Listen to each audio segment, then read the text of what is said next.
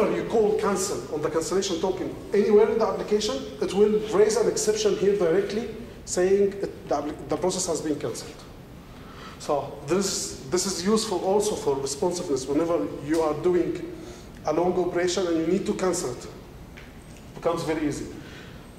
I will not go through cancellation token. It's about the tasks. You have to learn about how to utilize tasks and cancellation tokens, because it will apparently it's the future of the development in C#. You will use it all the time. So you have to learn more about it. Maybe we'll have another session about it. Okay? But this is all the general idea. Let's go for, let's first finish this one.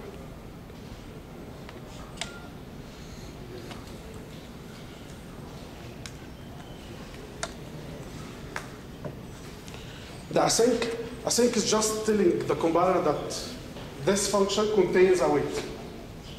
That's it. And if you don't implement a wait inside a function that's decorated with async, it will give you an error saying that there is no asynchronous calls inside this body. So it doesn't do anything actually. Let's go back to Visual Studio.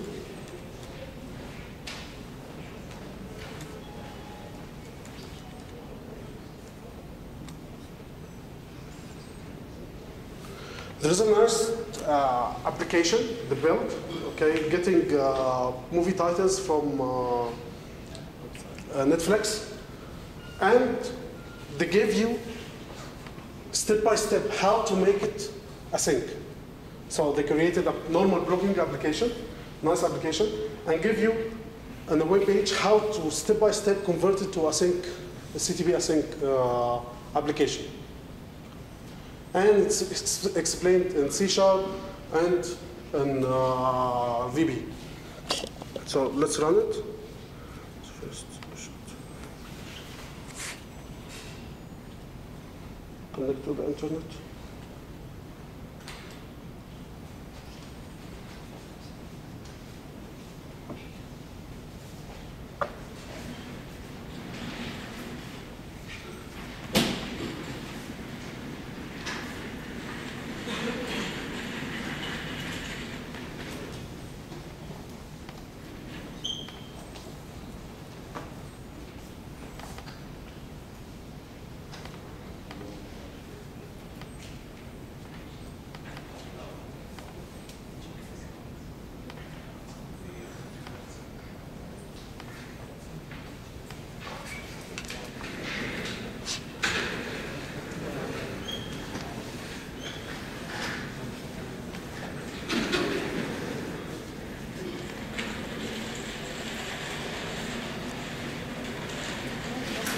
This is the application. It's asking for a year.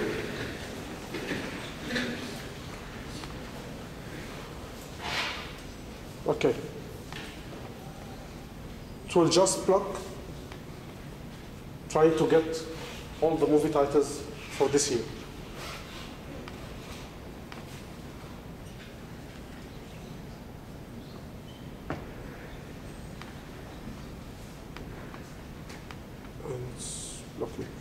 Very hard.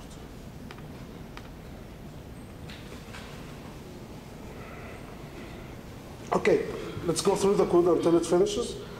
Here it's saying just two functions, load movies and query movies. Apparently Netflix doesn't return all the results. You have, it's paged. The results are paged, so 7 minutes, okay. So it will load the movies for the year. It will go and call query movies. For query movies, it will create a web client and create a URL.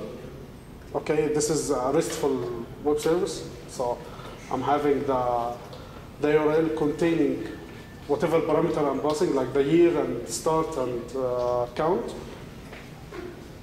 I'm getting the data and parsing it. Okay? Finish. Still taking a lot of time. In order to convert this to async, just do this async and await here. Okay. I cannot see them. So the calling function, I'm saying async. This will be a synchronous operation, and this is the one taking the time. It's called query movies in a while true loop. So I'll say await, and if you go here, the arrow saying that await requires that it returns something suitable, okay, which is simply this one.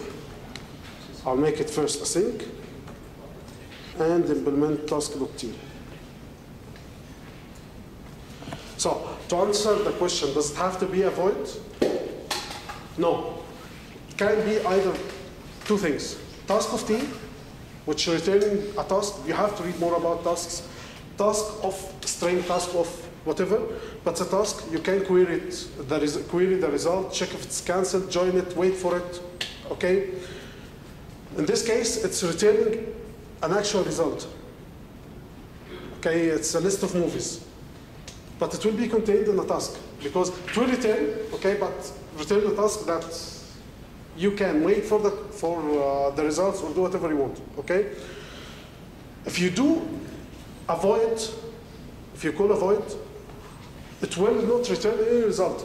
This is something like if you coded before for DOS in late 80s and early 90s, there is a type of application called Terminator Stay Resident, TSR, okay? This is similar to it. You'll just fire the void function and forget about it. It will return, خلاص, and it will be done. You will not have a result. You will not have a task to await for it.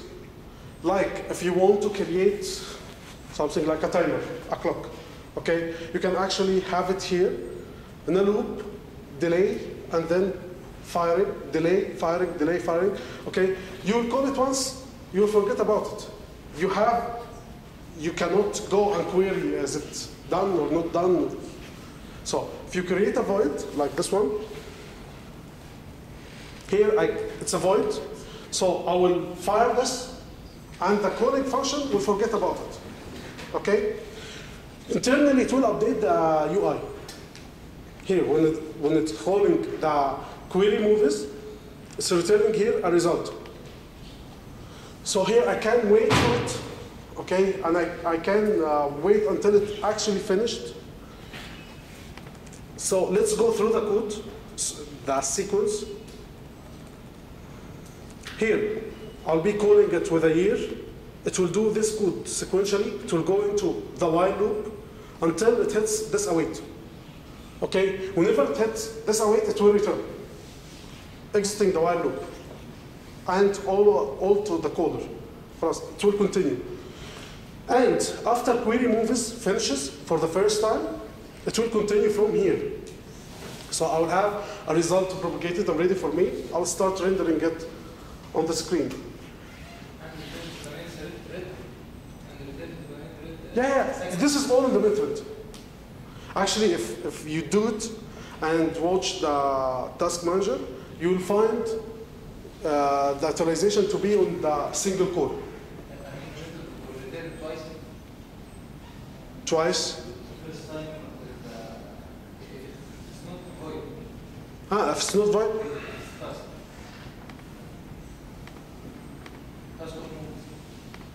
Okay, let me stop and show the code. This one, load movies. It will return to the caller, to the main function, or whatever the button, the search button. Whenever it hits await, it will return. خلاص. I don't have anything about it. Okay? Return the control. So here, this is the search button. Okay, the event is load movies. It will return immediately here. Nothing to be done, خلاص. I don't know anything about it. And the second time, after there is no second time. When it continues, it will continue not from the beginning. It will continue here, inside the while loop. not related to the request again. No, because it's void. Void is fire and forget. Okay.